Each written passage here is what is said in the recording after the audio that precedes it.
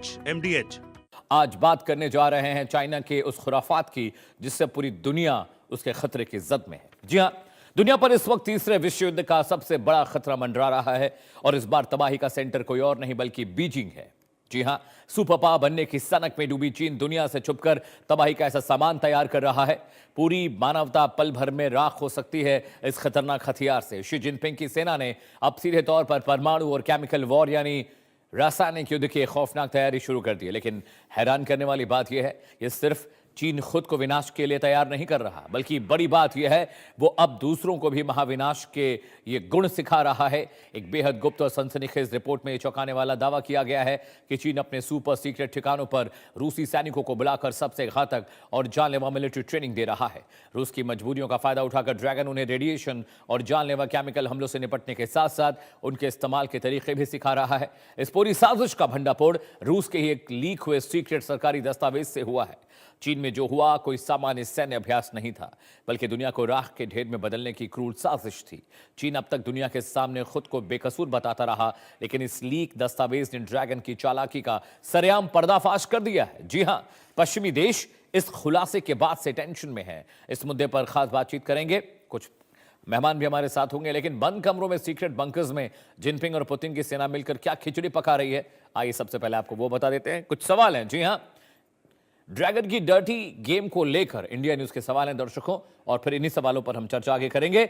सवाल नंबर 1 आपकी स्क्रीन पर, क्या चीन दुनिया में छुपकर महाविनाश की तैयारी कर रहा है?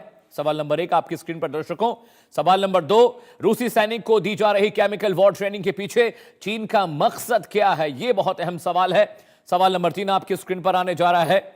रूसी सैनिकों को दी जा रही केमिकल वॉर ट्रेनिंग के पीछे चीन का चाहे जो भी मकसद हो, लेकिन चीन जो इस वक्त कर रहा है, जिस तरह की प्लानिंग कर रहा है, क्या चीन खुद को सुपर पावर बनाने के लिए ऐसा कर रहा है? क्या रूस की मजबूरी का फायदा उठाकर चीन एक षड्यंत्र कर रहा है, एक जाल बुन रहा है? और क्या ड्रैगन तीसरे विश्व युद्ध की जहरीली स्क्रिप्ट लिख चुका है, जिस पर आज हम चर्चा करने जा रहे हैं?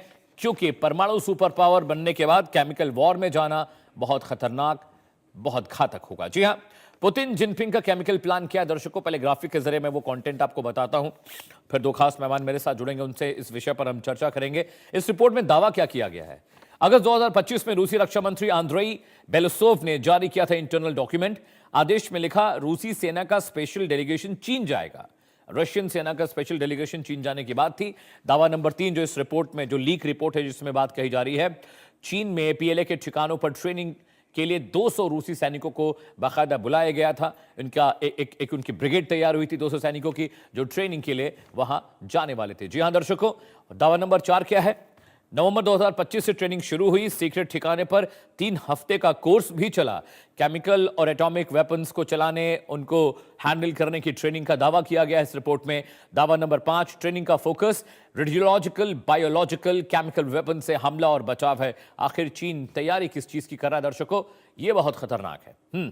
दावा नंबर 6, चीनी इंस्ट्रक्टर ने रूसी सैनिकों को न्यूक्लियर रिएक्टर मॉडल पर एक लेक्चर भी दिया है। ये जो डॉक्यूमेंट है दर्शकों, ये डॉक्यूमेंट कह रहे हैं कि केमिकल रिएक्टर कैसे काम करता है, उस पर एक बाकायदा ब्रीफिंग हुई।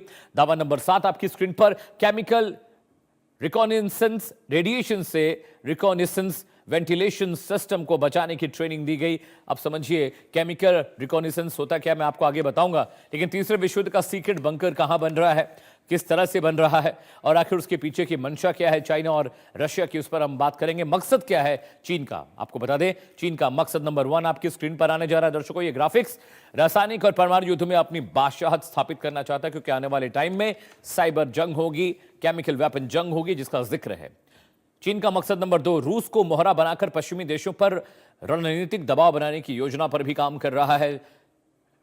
चाइना अमेरिका के विरोध नीति को लेकर विरोधी देशों का एक मजबूत सैन्य गुट तैयार करने की कोशिश कर रहा है। चाइना यही तो करता है, गुटबाजी कर रहा है भारत के खिलाफ, अमेरिका के खिलाफ, बाकी देशों के खिलाफ जो उसके दुश्मन है।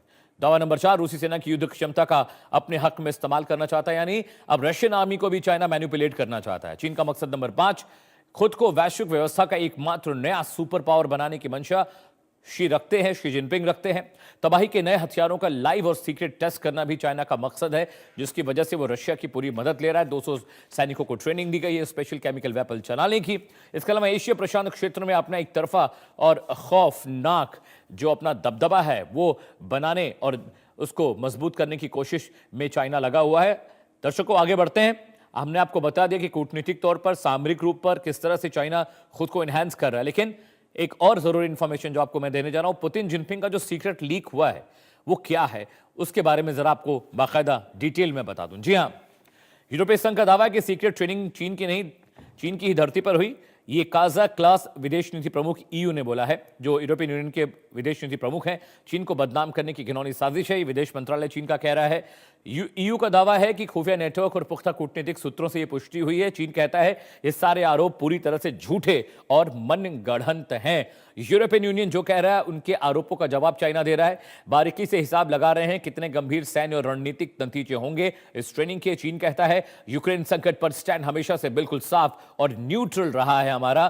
तो देखिए, यूरोपियन यूनियन भी इस बात का दावा कर रहा है कि सीक्रेट ट्रेनिंग चीन की जमीन पर हुई, जहां पर केमिकल एटॉमिक वेपन्स की ट्रेनिंग की बात हुई। 200 सैनिकों को रशिया से सेलेक्ट किया गया था। तो क्या ये जो ट्रेनिंग हो रही है, क्या यूक्रेन पर हमले की तैयारी है?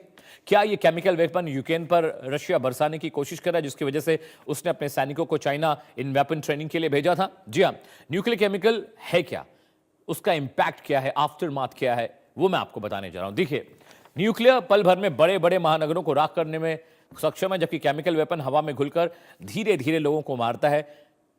उनके दम घुटने लगता है, वो सांस नहीं ले पाते हैं, उनके बॉडी के पार्ट्स पैरालाइज हो जाते हैं।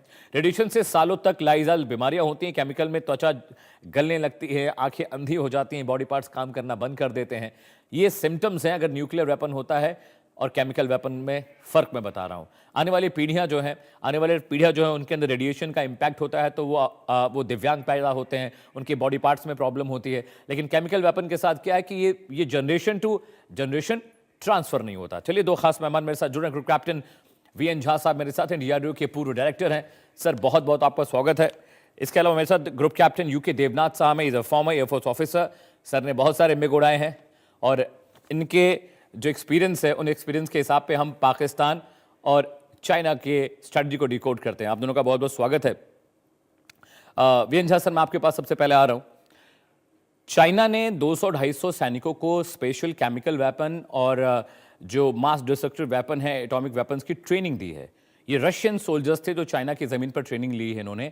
अब यूरोपियन यूनियन को यह डर लग रहा है कि ये जो ट्रेनिंग हुई थी, इसका इस्तेमाल यूक्रेन के खिलाफ रशिया कर सकता है। सिर्फ रशिया ही नहीं, सिर्फ यूक्रेन ही नहीं, चाइना ही नहीं, पूरे इंटरनेशनल फ्रेटर्निटी पर किस तरह का खतरा आप देख रहे हैं अगर इस तरह की इनिशिएशन चाइना में हो रही है? सर,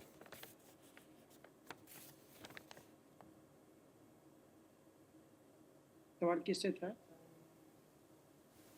सर आपसे पूछा था, Jha sir, V N Jha sir. Sorry, आपकी आवाज में समझ नहीं आ रहा था, एक बार प्रश्न फिर से दोहराइए। ठीक है सर, मेरा सवाल यह है कि रशियन सोल्जर्स को चाइना ने जो केमिकल वेपन के लिए ट्रेनिंग दी है, न्यूक्लियर वेपन्स के लिए ट्रेनिंग दी है, 200 खास सैनिकों को इसके लिए सेलेक्ट किया गया था और यूएन ये दावा कर रहा है कि बहुत मुमकिन है कि 200 सैनिक जो ट्रेनिंग लेकर गए हैं चाइना से, इनका इस्तेमाल यूक्रेन के खिलाफ रशिया कर सकता है। तो मेरा सवाल ये था सर, क्या सिर्फ चाइना के लिए, रशिया के लिए, यूक्रेन के लिए, इंटरनेशनल फ्रेटर्निटी के लिए बहुत बड़ा खतरा है, एक बहुत बड़ा अलार्मिंग सिचुएशन है कि चाइना इस तरह की चीज़ों में अब मुफ्तला होने जा रहा है, शामिल हो रहा है? सॉरी, आवाज आपकी फिर से कट गई थी, लेकिन जितना मैं सुन पाया मैं आपको ये बताता हूँ। आपको ये मान के चलना चाहिए कि चीन और रूस में एक अनलिमिटेड संधि है और उस संधि के अंदर सैनिक मामले भी उसमें इंक्लूडेड हैं, तो सैनिक सहयोग इंक्लूडेड है उसमें। और आज के दिन में रशिया जो है वो काफ़ी बैकफुट पे है बहुत सारे फ्रंट्स पे, खास करके डिफेंस में। तो ऐसे में अगर चीन रशिया के कुछ लोगों को अगर ट्रेनिंग देता है, इंडोक्ट्रिनेशन देता है, तो इसमें किसी तरह का सरप्राइज नहीं होना चाहिए। और एक चीज़ और समझ लीजिए, देखिए, चीन और रूस दोनों के पास में परमाणु अस्त्र हैं। चीन में तो बायोलॉजिकल वेपन्स और केमिकल वेपन्स हैं, ये हमें पता है। रशिया में भी कुछ हद तक ये वेपन्स हैं, ऐसा माना जाता है। Right sir. तो अगर ये वेपन्स उनके पास में हैं और अगर इसकी उनको ट्रेनिंग या इंडोक्ट्रिनेशन या सेफ्टी के कुछ मामले हैं, वो उसकी ट्रेनिंग दी जाती है, या जिन दशकों के ये वेपन हैं रशिया के पास में या चाइना के पास में, उन दिनों से आज के दिन में कितनी प्रगति हुई है उन दिशाओं में, खास करके वेपनाइजेशन और उसके ट्रीटमेंट को लेकर। तो इसका भी अगर एक उनको एक जॉइंट डेमोन्स्ट्रेशन, इंडोक्ट्रिनेशन या ट्रेनिंग दी जाती है, इसमें कोई चिंता की बात नहीं है, क्योंकि देखिए, जिसने अपने पास में परमाणु या केमिकल या बायोलॉजिकल वेपन बना रखे हैं, वो ऐसे दिखावट के लिए बना नहीं रखे हैं। उनका वो यूज़ जब भी मौका आएगा तो वो करेंगे। तो ऐसे मौकों के लिए अगर जो जो सैनिक हैं, अगर उनको ट्रेन की जाती है, अगर इंडोक्ट्रिनेट किया जाता है, इसमें सरप्राइज की कोई बात नहीं है। भारत के पास में भी जो वेपन है, इसके लिए रेगुलर उनकी जो ट्रेनिंग होती है, इंडोक्ट्रिनेशन होती है, वो चलती रहती है। Alright sir, captain U K Devnath हैं, उनके पास मैं जा रहा हूँ सर। ये बात हम हमेशा से जानते थे कि जितने भी केमिकल वेपन्स दुनिया में बने, सबसे घातक मिडिल ईस्ट के बाद अगर किसी के पास था तो वो चाइना के पास थे। चाहे कोविड के वेरिएंट्स रहे हों, क्योंकि ये खुलासा हुआ अमेरिका की जो तुलसी गबार्ड थी, उन्होंने ये खुलासा किया अपनी एक रिपोर्ट में कि अमेरिकन साइंटिस्ट मिला हुआ था जो कोविड पे रिसर्च करवा रहा था चाइना में, वहाँ से वो वायरस लीक हुआ और पूरी दुनिया इसकी जद में आई। अभी भी चाइना इतने खतरनाक प्रयोग कर रहा है। आने वाले टाइम में मैं ये समझना चाह रहा हूँ सर, ये कितना खतरनाक है, क्योंकि अगर केमिकल वेपन बनता है तो कहीं ना कहीं उसका इस्तेमाल ज़रूर होता है, और जब इस्तेमाल होता है तो उसके आफ्टरमाथ, उसके इफेक्ट पूरी दुनिया में देखने को मिलेंगे। हाँ, अमित, बीच बीच में ऐसी रिपोर्ट आती रहती हैं कि चीन जो है न्यूक्लियर वेपन्स तो डेवलप कर रहा है, साथ साथ में शायद केमिकल और बायोलॉजिकल वेपन्स भी डेवलप कर रहा है। क्या वह वाकई केमिकल वेपन्स डिप्लॉय कर रहा है? डिप्लॉयमेंट की कोई पुष्टि नहीं हुई है। उस तरह की रिसर्च चीन में चलती रहती है, जिसमें वॉरहेड को कैसे बनाना है, जो अंदर जो पॉइजनस केमिकल है उसको हवा में, पानी में या जमीन में किस तरह से फैलाना है, इसके बारे में रिसर्च अक्सर चलती रहती है। अभी जो रशियन सोल्जर्स आए हैं चीन में ट्रेनिंग के लिए, क्या ये वाकई केमिकल वेपन्स के डिप्लॉयमेंट और उसके इस्तेमाल को सीखने के लिए चीन में आए हैं? इसकी पुष्टि होनी बाकी है। वैसे अमित, मैं आपको बता दूं कि दुनिया भर के जितने देश हैं वो आपस में इस तरह का सहयोग करते रहते हैं न्यूक्लियर, बायोलॉजिकल या केमिकल वॉर से बचने के लिए। चीन इस तरह की ट्रेनिंग पहले भी दे चुका है, ना सिर्फ रूस के सोल्जर्स को, वरन जो उसके सहयोगी देश हैं जैसे कि पाकिस्तान, नॉर्थ कोरिया, इन सब देशों से इनके आर्मी के स्पेशलिस्ट चीन जाकर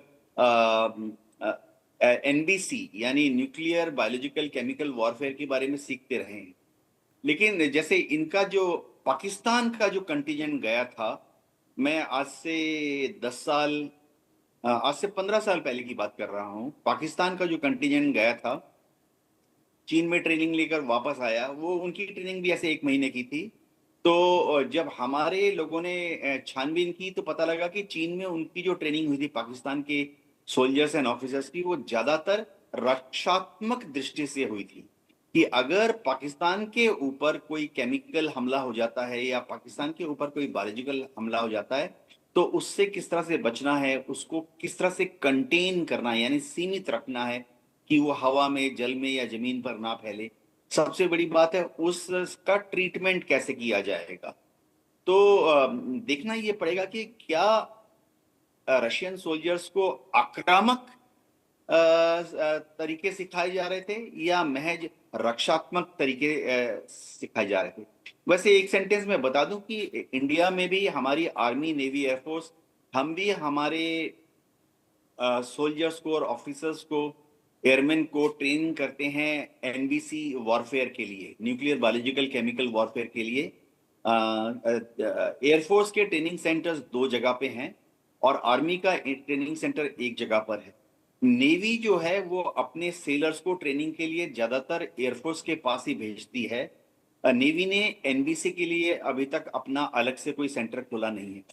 लेकिन देखो, इन सब जगह पर हम रक्षात्मक, यानी दुश्मन ने अगर भारत पर या भारत के किसी हिस्से में केमिकल अटैक हो गया, जो कि या तो दुश्मन की कार्रवाई से भी हो सकता है या हो सकता है कि आंतरिक गड़बड़ियों से, आंतरिक जो हमारे देश के अंदर आतंक मचाने वाले पार्टीज हैं उन्होंने कर दिया, तो उससे कैसे बचा जाए। और ना सिर्फ हम यहाँ भारत के हमारे एयरमैन, सेलर्स और आर्मी के सोल्जर्स को ट्रेनिंग देते हैं, वरन हमारे जो मित्र देश हैं, जैसे हमने इन एनबीसी स्कूल में, मेरे समय की बात कर रहा हूँ, आज से 15 साल पहले बांग्लादेश से ऑफिसर्स आए थे, नेपाल से ऑफिसर्स आए थे, अफ्रीका के देशों से ऑफिसर्स आए थे, सिंगापुर और मलेशिया से ऑफिसर्स आए थे। हमने उनको भी ट्रेन किया, लेकिन ट्रेनिंग जो थी वो रक्षात्मक एंगल से थी, ना कि ऑफेंसिव पर्पस से। जी alright. Sumit, captain VN Jha, मैं आपके पास आ रहा हूं। आप कुछ कह रहे थे सर, झा साहब? वीएन झा सर, आप मुझे सुन पा रहे हैं?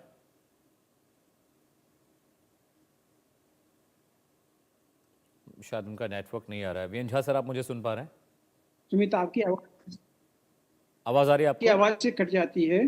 अभी जो गुरप्रीत देवनाथ ने कहा था, मैं उसमें कुछ ऐड करना चाहूंगा। Please sir. देखिए, मैंने भी साल 2003 2004 में एनबीसी की ट्रेनिंग की है। हमारी जो एयरफोर्स की जो ट्रेनिंग इंस्टीट्यूशन है, वहाँ पे मैंने की है। और हमारे साथ में कुछ जो मित्र देश हैं, उसके भी ऑफिसर्स वहाँ पे आए थे। तो ये चीजें चलती रहती है। जैसे गुरप्रीत देवनाथ ने कहा था, ये आम चीजें हैं जो रक्षात्मक प्रणाली जो है, रक्षात्मक सिस्टम, उससे प्रिवेंशन कैसे किया जाए, उससे उसका ट्रीटमेंट कैसे किया जाए अगर ये हमले हुए तो।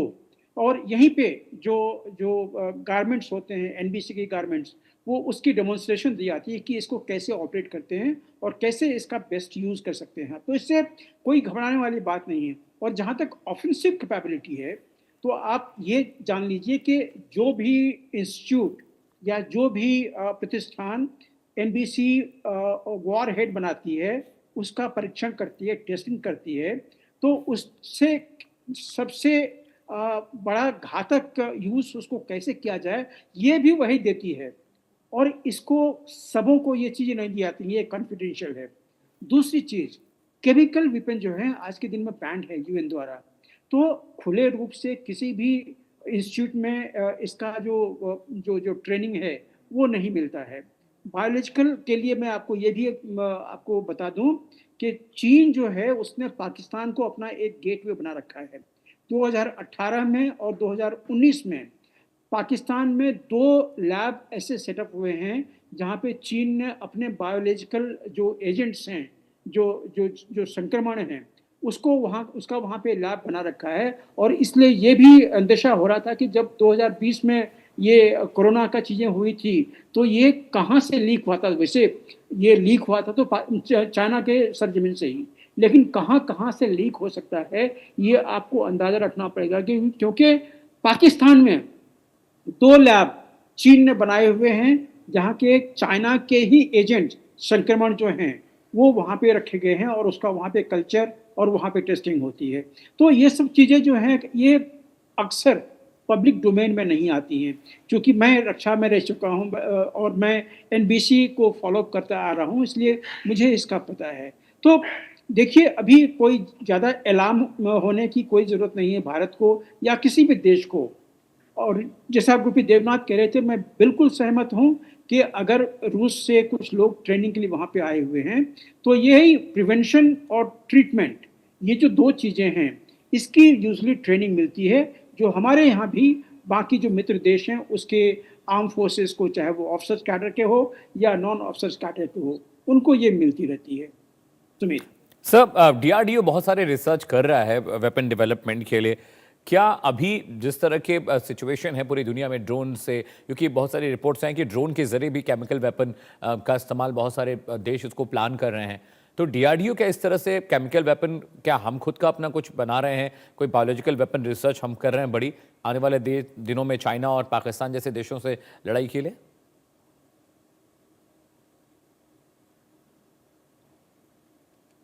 वेंझा सर, मेरा सवाल आपसे था। सॉरी, आपकी आवाज बहुत ब्रेक है, मैं समझ नहीं पाया, फिर से मैं कह रहा हूं सर, क्या डीआरडीओ भी इस तरह के वेपन्स के डेवलपमेंट पर काम कर रहा है सर, डीआरडीओ, ताकि हम चाइना पाकिस्तान की से मुकम्मल लड़ाई कर पाए अगर बायोलॉजिकल वेपन का वॉरफेयर शुरू होता है तो? आवाज नहीं आ रही है। अच्छा ठीक है देवनाथ सर, मैं आपके पास जा रहा हूँ, सेम सवाल आपके पास आ रहा हूँ लेकर। क्या डीआरडीओ और हम इस तरह के वेपन डेवलपमेंट में हैं सर कि आने वाले वक्त में हम चाइना और पाकिस्तान का कोई भरोसा नहीं सर, पाकिस्तान का वो क्या करे कैसे करे आने वाले सालों में, तो are we preparing ourselves for the biological warfare sir? हाँ अमित, देखो जहां तक भारत की बात है, भारत सरकार ने बहुत क्लियर निर्देश दिया है मिनिस्ट्री ऑफ डिफेंस को। और मिनिस्ट्री ऑफ डिफेंस से आर्मी, नेवी, एयरफोर्स और जैसे ऑर्डिनेंस फैक्ट्रीज हैं, डीआरडीओ हैं, साथ में जो दूसरे लेबोरेटरीज हैं जैसे एनसीएल दिल्ली में ही है, नेशनल केमिकल लेबोरेटरी, बहुत क्लियर आदेश हैं कि किसी भी तरह का रिसर्च केमिकल वॉरफेयर के लिए या बायोलॉजिकल वॉरफेयर के लिए नहीं करना है। लेकिन जैसे मैं 3.5 साल डीआरडीओ में भी रह चुका हूँ। वैसे मैं इलेक्ट्रॉनिक्स साइड में था, तो डीआरडीओ में जो रिसर्च हो रही है केमिकल या बायोलॉजिकल वॉरफेयर के लिए, वो बचाव के पक्ष में हो रही है कि हाँ अमित। जी हेलो, सुन पा रहा हूँ सर, आप बताएं, सुन पा रहा हूँ हाँ सर। अमित, डीआरडीओ में जो रिसर्च हो रही है जो कि भारत सरकार की अनुमति से हो रही है, वो हो रही है कि दुश्मन ने अगर हमारे ऊपर केमिकल वेपन्स का इस्तेमाल किया तो हम किस केमिकल के द्वारा या किस पद्धति के द्वारा उसको न्यूट्रलाइज करेंगे। इसी तरह से दुश्मन ने अगर हमारे ऊपर बायोलॉजिकल हमला किया तो हम किस process, standard operating procedure, equipment जैसे प्रोटेक्शन गियर है का इस्तेमाल करते हुए दुश्मन के बायोलॉजिकल अटैक से अपने को बचाएंगे। और इस तरह की जो रिसर्च होती है, इसमें यूनाइटेड नेशन के प्रावधान के तहत सब देशों में एक इंटर सुपरवाइजरी नियम है। जब भी जैसे मिनिस्ट्री ऑफ डिफेंस के आदेश के बाद जब हम इस तरह का डिफेंसिव यानी अपने को बचाने वाली रिसर्च करते हैं, तो उसकी जो जानकारी है वो हम दुनिया के जितने देश हैं उनके साथ शेयर करते हैं कि भारत इस तरह का रिसर्च कर रहा है। और कई बार फ्रांस, इंग्लैंड, अमेरिका, इन देशों के साइंटिस्ट भी हमारे केमिकल और बायोलॉजिकल वॉरफेयर सेंटर्स में आते हैं, गेस्ट होते हैं, लेक्चर्स देते हैं, हमारी लेबोरेटरीज में देखते हैं क्या काम हो रहा है, और देखते हैं कि लेकिन बहुत क्लियर है कि हम कोई आक्रामक सिस्टम नहीं बना रहे, ऑफेंसिव पर्पस से कोई भी वेपन सिस्टम नहीं बना रहे हैं। भारत सरकार का बहुत क्लियर निर्देश है। जी अमित। ऑल राइट, वेन झा सर, आप मुझे सुन पा रहे हैं क्या? Am I audible sir now? वेन झा सर आप मुझे, राइट सर, थोड़ा नेटवर्क का इशू, आप माफी चाहता हूँ सर कि आप मुझे सुन नहीं पा रहे हैं ठीक से। अभी जैसा कि देवनाथ सर ने कहा कि हमें ये नहीं कहा गया कि हम किसी तरह के केमिकल या बायोलॉजिकल वेपन को डेवलप करेंगे। हाँ, उनसे मुकाबला करने के लिए, उनसे अपने आप को सुरक्षा देने के लिए हमें ट्रेनिंग ज़रूर मिल रही है। आने वाले वक्त में सर हम सब जान रहे हैं कि अब ज़मीनी और हवाई लड़ाइयाँ नहीं होंगी, बहुत सारा अब साइबर जो वॉरफेयर शुरू होने वाला है, ड्रोन के ज़रिए दुनिया अब जंग लड़ने जा रही है, महंगे वेपन्स का इस्तेमाल अब नहीं के बराबर होगा। अमेरिका, ईरान, इसराइल की जंग में हमने एग्जाम्पल्स देखे कि $1 बिलियन की रॉकेट और मिसाइल को कैसे कुछ हज़ार, कुछ लाख रुपए के ड्रोन ने मार गिराया है, उसका नुकसान किया। भारत की डिफेंस जो नीति हमारी है, क्योंकि अब हम ऑलमोस्ट 3 फ्रंट वॉर में हैं सर, चाइना, पाकिस्तान और बांग्लादेश भी अब तैयार हो रहा है क्योंकि पाकिस्तान और चाइना से मिलकर तैयार कर रहे हैं। ऐसे सिचुएशन में डीआरडीओ की भूमिका कितनी अहम है सर, और क्या हम बाकी दुनिया के जो देश है जिनका डिफेंस डेवलपमेंट प्रोग्राम है उनसे अभी हम थोड़े पीछे हैं क्या? पीछे तो नहीं है सुमित। इसमें ऐसा है कि डीआरडीओ में कुछ लैब्स हैं जहाँ पे कि जो बायोलॉजिकल वेपन्स हैं, हाँ, उस जो भी ऑर्गेनिज्म यूज होंगे उसको परमिशन मिली हुई है। आपको पता होगा कि पूना में जैसे हमारा वायरस का लैब है, उस वायरस लैब में, और वो यूएन के द्वारा संरक्षित है, और तो इसी तरह के कुछ लैब्स डीआरडीओ में भी हैं। जैसे देखिए, जो भी प्रोटेक्शन गियर हम बनाते हैं डीआरडीओ में, उसको टेस्ट करने के लिए हमें वो एजेंट चाहिए होता है। जैसे ब्रीदिंग सिस्टम में जैसे मास्क है, कैनिस्टर है, अब उसका एफिकेसी कितना है वो हमें रियल इन्वायरमेंट में जांचना पड़ता है, तभी हम उसको अपने सैनिकों को देंगे कि जिसके ऊपर कि आपको भरोसा हो कि हाँ, इसको जिस तरह से संक्रमण को, इन्फेक्शन को या कंटामिनेशन को रोकना चाहिए, ये वो रोक रहा है। जब वो एजेंट आपके पास में होंगे तभी आप उसको टेस्ट कर सकते हैं।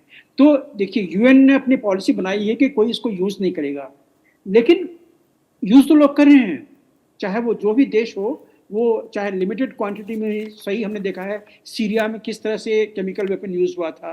बायोलॉजिकल वेपन की आज के दिन में एफिकेसी जो है वो थोड़ी कम है, क्योंकि एंटी बायोलॉजिकल जो मेजर्स हैं, चाहे वो गारमेंट में हो, प्रोटेक्टिव गारमेंट में, या उसके ट्रीटमेंट के लिए हो, इतनी अधिक हो गई है कि उसकी जो मारक क्षमता है बायोलॉजिकल वेपन की वो काफी लिमिटेड है। लेकिन केमिकल वेपन की अभी भी जो चोरी पे जो आप कोई भी यूज कर लिए इसको, जैसे आर्सेनिक है, आर्सेनिक अगर कहीं पे पानी के सोर्स में मिला दिया जाए तो वो बहुत बड़ा घातक सिद्ध होगा, सिर्फ आर्म फोर्सेस के लिए नहीं, पूरे की पूरी मानवता के लिए, तो सिविलियन सोसाइटी के लिए भी। तो ये सब चीजें आप मान के चलिए, जितने भी देश में केमिकल वेपन केमिकल्स हैं, ये उसको सिर्फ दिखाने के लिए या लोगों को समाचार देने के लिए नहीं रखे हैं। जब जरूरी पड़ेगी तो शायद वही देश उसको यूज करेंगे।